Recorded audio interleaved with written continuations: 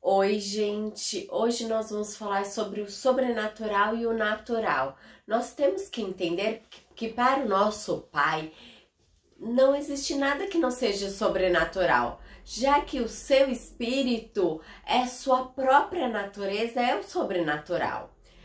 Para nós, os seres humanos, o sobrenatural é o que passa da nossa natureza humana, mas ela é totalmente normal na natureza divina do nosso Pai.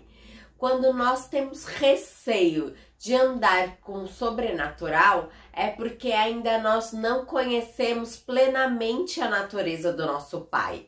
Em 2 Pedro 1,4 diz o seguinte: desta maneira, ele nos deu a sua grandiosa e preciosa promessa, para que por elas vocês se tornem participantes da natureza divina e fujam-se da corrupção que há neste mundo, causada pela cobiça.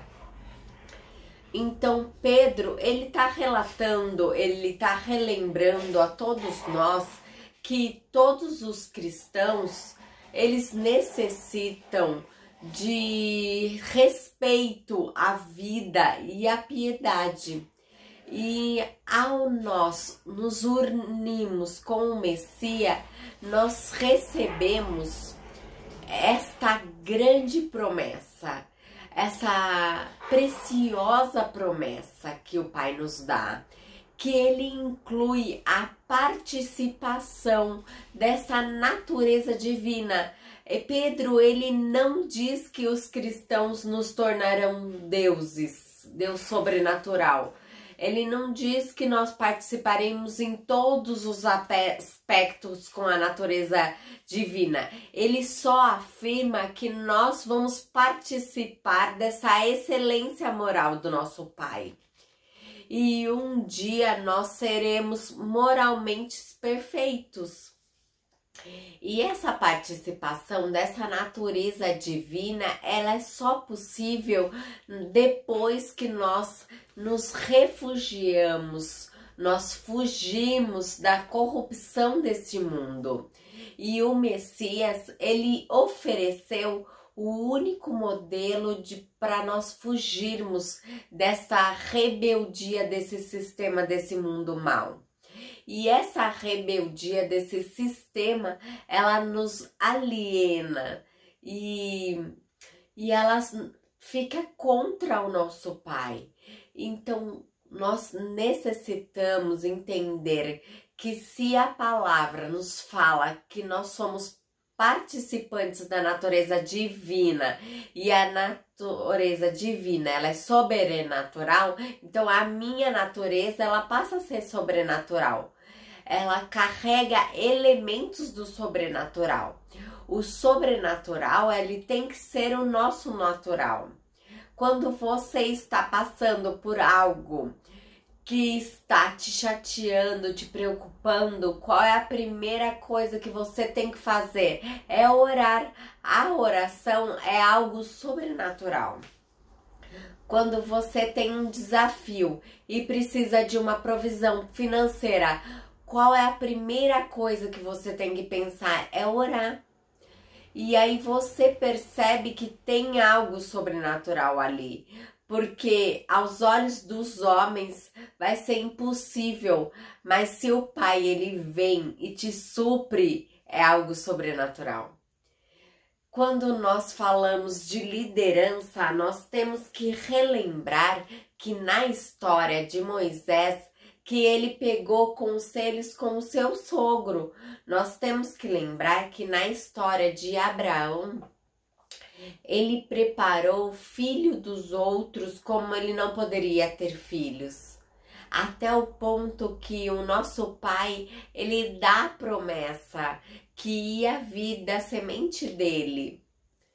Então não existe uma liderança completa, exemplo que não seja um testemunho de Jesus, do Messias na nossa Bíblia. nós temos que lembrar que o Messias, ele foi sempre maior. O que ele falava, o que ele ensinou, tá tudo na Bíblia e ela está completa. Este é o testemunho verdadeiro que nós temos que seguir. Este é o modelo verdadeiro. Nós temos que entender que nós, quando nós estamos no sobrenatural, tem que ser algo natural, que é algo que nós podemos vivenciar diariamente. Um líder sobrenatural, ele nenhum exemplo supera o do Messias. O do Messias, ele foi divinamente guiado. Ele fez escolhas segundo a palavra do nosso Pai e não a lógica. E ele transformou homens simples em líderes que transformaram o mundo.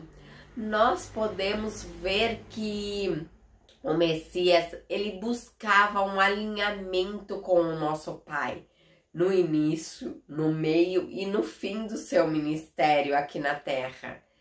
Então, isso é muito importante, esse relacionamento. E isso nos traz que ele era 100% homem, 100% divino. Em Mateus 13, do 13 ao 17, fala o seguinte: então Jesus, ele foi a Galileia no Jordão, ter com João para ser batizado por ele. Então João impedia, dizendo: eu tenho necessidade de ser batizado por ti, e vem tu a mim? E o Messias, porém, ele respondeu dizendo: deixe que assim seja por agora, pois não convém cumprir toda a justiça. Então ele consentiu. Então João, ele estava assim pedindo porque ele reconheceu a superioridade do Messias. Ele entendeu quem era que estava na sua frente. Ele identificou com o Messias como o santo que viria depois dele. João, ele entendeu que ele precisava ser batizado por Jesus. O batismo com o Espírito Santo. Mas ele também compreende que o Messias, ele estava ali sem pecado. E ele também não buscava a água do batismo para a expressão de arrependimento. Mas nós vemos também na palavra que Jesus, ele estava ali sendo batizado para cumprir alguns decretos. E ele fez isso porque ele precisava cumprir decretos de homens naquele momento. E também para cumprir a vontade do nosso Pai. Então, como João estava ali, ele já aproveitou para fazer isto.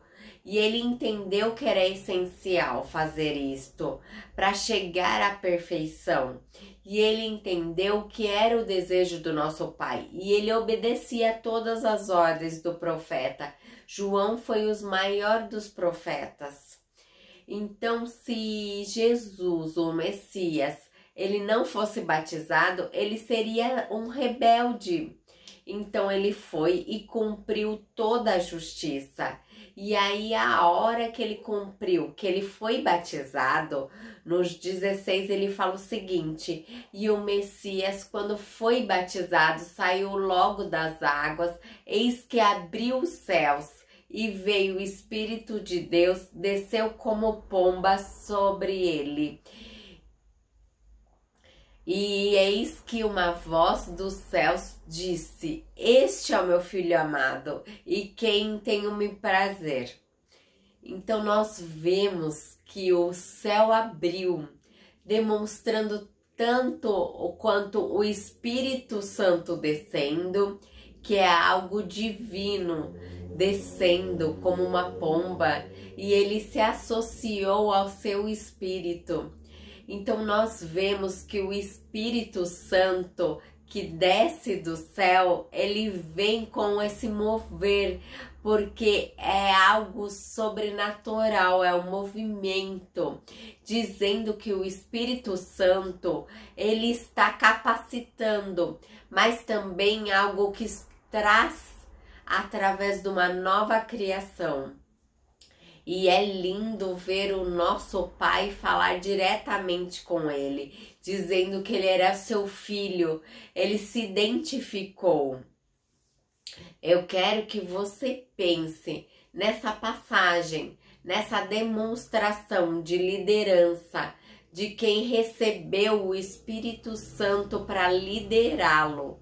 Eu quero que você pense o que você está liderando. Você está pedindo ajuda para o Espírito Santo? Você está sendo conduzido por ele? Quero que você pense nisso, dê um like, se inscreva no canal. Até!